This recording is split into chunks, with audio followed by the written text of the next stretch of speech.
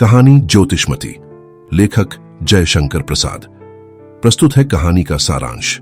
ज्योतिषमती एक भावनात्मक, प्रतीकात्मक और प्रकृति केंद्रित लघु कथा है जो हिमालय की पृष्ठभूमि में घटित होती है।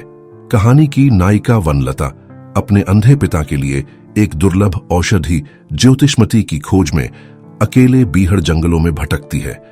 वह एक साहसी, सुंदर, निडर और स्वाभाविक रूप से सरल बालिका है जो नक्षत्रों की जगमगाती रात में उस रहस्यमयी औषधि की तलाश में एक निर्जन स्थान तक पहुंच जाती है। वहां उसकी मुलाकात एक रहस्यमय साहसी युवक से होती है जो अतीत में उसके पिता का विरोधी रहा है। वनलता अपनी निस्वार्थ मंशा और पिता के लिए समर्पण के साथ युवक से सहायता मांगती है। युवक उसकी मदद करने को तैयार हो जाता है, लेकिन वह जल्दबाजी में औषधि ज्योतिषमती को बिना उसकी मर्यादा समझे छूने की कोशिश करता है। वनलता चेतावनी देती है कि केवल निष्कलंक प्रेम और तप से शुद्ध मन ही इसे छू सकता है। जैसे ही युवक उसे छूता है, प्रकृति रुष्ट हो जाती है, चंद्रमा छिप जाता है, अंधकार छा जाता है और वह औषधि जैसे विलीन हो जाती है। वनलता शोकाकुल होकर जमीन पर गिर जाती है। यह कहानी बताती है कि सच्चे प्रेम, त्याग और पवित्र मन से ही हम जीवन की सबसे मूल्यवान चीजें पा सकते हैं। लोभ, अहंकार और अधीरता से न केवल हमें वांछित फल नहीं मिलता, बल्कि हानि भी होती है। कहानी ज्योतिषमती, लेखक जयशंकर प्रसाद। तो आइए ये सुनते हैं कहानी ज्योतिषमती। तामसी रजनी के हृदय में नक्षत्र जगमगा रहे थे। शीतल पवन की चादर उन्हें ढंक लेना चाहती थी, परंतु वे निविड़ अंधकार को भेद कर निकल आए थे।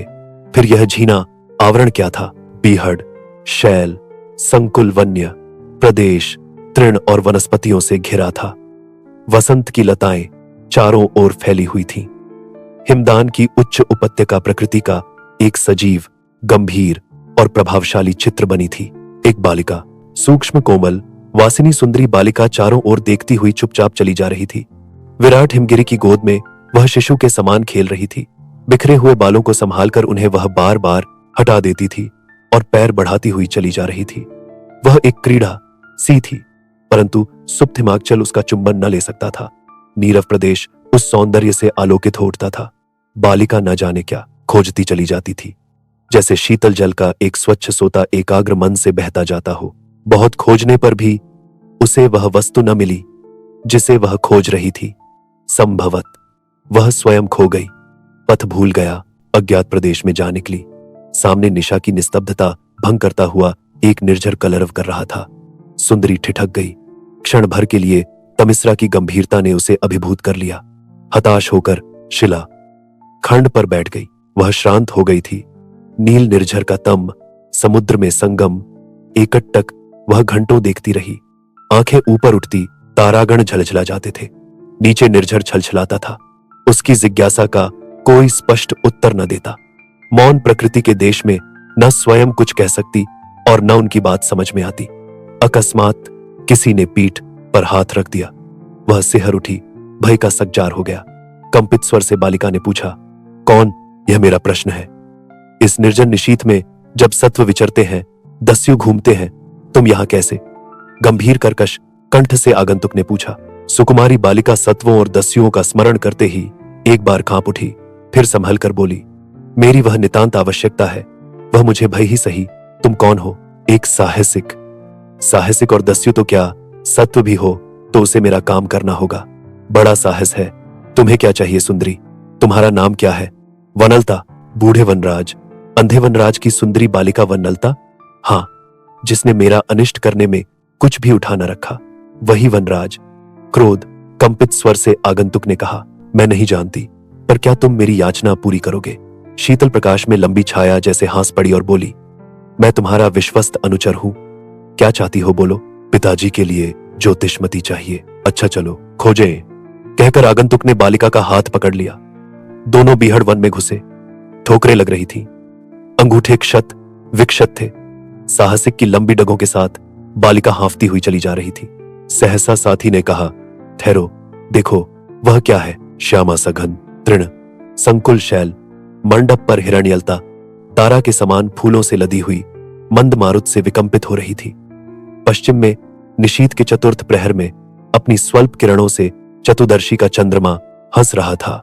पूर्व प्रकृति अपने स्वप्न मुकुलित नेत्रों को आलस से खोल रही थी। वनलता का वदन सहसा खिल उठा, आनंद से हृदय अधीर होकर नाचने लगा। वह बोल उठी, यही तो है। साहसिक अपनी सफलता पर प्रसन्न होकर आगे बढ़ाना चाहता था कि वनलता ने कहा, ठहरो, तुम्हें एक बात बतानी होगी। वह क्या है? जिसे तुमने कभी प्यार किया हो उससे कोई आशा तो नहीं रखते? सुंदरी, पुण्य की प्रसन्नता का उपभोग न करने से वह पाप हो जाएगा। तब तुमने किसी को प्यार किया है? क्यों? तुम्ही को, कहकर आगे बढ़ा। सुनो सुनो, जिसने चंद्रशालिनी ज्योतिष्मती रजनी के चारों पहर कभी बिना पलक लगे प्रिय की निश्चल चिंता में न बिताए हो, उसे ज्योतिष्मती न छूनी चाहिए।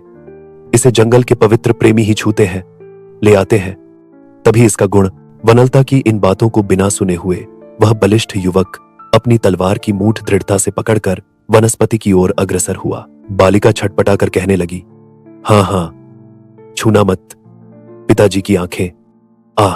तब तक साहसिक लंबी छाया ने ज्योतिष्मती पर पड़ती हुई चंद्रिका को ढोंक लिया। वह एक दीर्घ निश्वास फेंककर जैसे सो गई। बिजली के फूल मेघ में विलीन हो गए। चंद्रमा खिसकर पश्चिमी शैल माला के नीचे जा गिरा। वनलता झंझावात से भग्न होते हुए वृक्ष की वनलता के समान वसुधा का आलिंगन करने लगी और साहसिक युवक के ऊपर कालिमा की लहर टकराने लगी।